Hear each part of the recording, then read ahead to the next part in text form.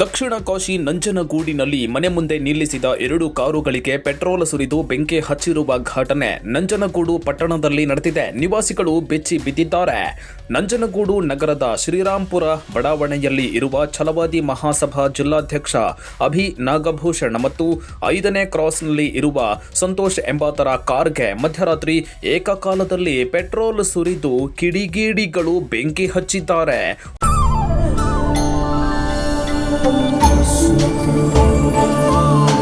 Mysuru sandal ಸಾಬೂನು ಪ್ರಕೃತಿಯಷ್ಟೇ ತಾಜಾ ಮತ್ತು ಪರಿಶುದ್ಧ. ಹೊತ್ತಿ ಉರಿಯುತ್ತಿದ್ದ ಕಾರನ್ನ ಕಂಡು ಅಕ್ಕಪಕ್ಕದ ನಿವಾಸಿಗಳು ನೀರು ಎರಚಿ ಬೆಂಕಿ ನಂದಿಸಿ ಅನಾಹುತ ತಪ್ಪಿಸಿದ್ದಾರೆ. ಕಾರುಗಳಿಗೆ ಬೆಂಕಿ ಹಾಕಿದ ಪರಿಣಾಮ ಕಾರುಗಳು ಸುಟ್ಟು ಕರಕಲಾಗಿವೆ. ನಂಜನಗೂಡಿನಲ್ಲಿ ಗಾಂಜಾ ಮಾರಾಟ ವ್ಯಾಪಕವಾಗಿ ಹಬ್ಬಿದೆ.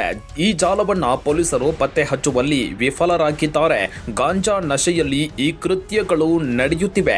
ಪಟ್ಟಣದಲ್ಲಿ ದಿನನಿತ್ಯ ಕೊಲೆ, ಸುಲಿಗೆ, ಕಳ್ಳತನ ಪ್ರಕರಣಗಳು ಹೆಚ್ಚಾಗ್ತಾ ಇವೆ. ಕಾನೂನು ಸುವ್ಯವಸ್ಥೆ ಸಂಪೂರ್ಣವಾಗಿ ಹದಗೆಟ್ಟಿದೆ ಅಂತ ಸ್ಥಳೀಯರು ಆಕ್ರೋಶ ವ್ಯಕ್ತಪಡಿಸಿದ್ದಾರೆ.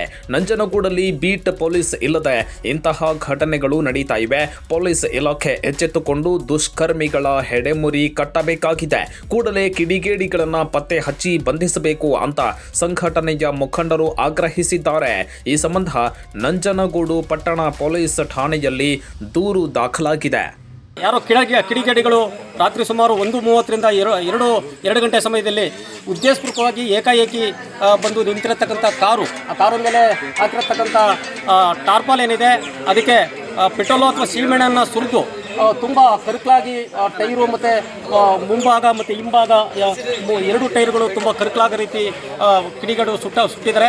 ಇದರಿಂದ ಅಕ್ಕಪಕ್ಕ ತುಂಬ ಹತ್ತಿರದಲ್ಲೇ ಮನೆಗಳಿದೆ. LPG ಗ್ಯಾಸ್ಗಳನ್ನು ಬಳಕೆ ಮಾಡ್ತಾರೆ. ವಿದ್ಯುತ್ ತಂತಿಗಳಿದೆ. ಅಕ್ಕಪಕ್ಕ ಸಾಕಷ್ಟು ವಾಹನಗಳು, ಕಾರುಗಳು ಈಗೇ ಪಾರ್ಕ್ ಮಾಡಿದ್ದಾರೆ. ಇದೆಲ್ಲವೂ ಕೂಡ ಏನಾದರೂ ಅನಾಹುತ ಆಗಿದ್ರೆ ಇಲ್ಲಿ ಭಾಳ ದುರ್ಘಟನೆಯಾಗಿ ಇಡೀ ರಾಜ್ಯದ ಸುದ್ದಿ ಆಗ್ತಿತ್ತು. ತುಂಬ ಅತಿ ಜರೂರಾಗಿ ತುಂಬ ತೀಕ್ಷ್ಣತೆಯಿಂದ ಆ ಒಂದು ಗಾಂಜಾ ಜಾಲವನ್ನು ಪತ್ತೆ ಹಚ್ಚೋವರೆಗೂ ಕೂಡ ಈಗ ಇದರ ಘಟನೆಗಳು ನಡೀತಾನೆ ಇರ್ತವೆ.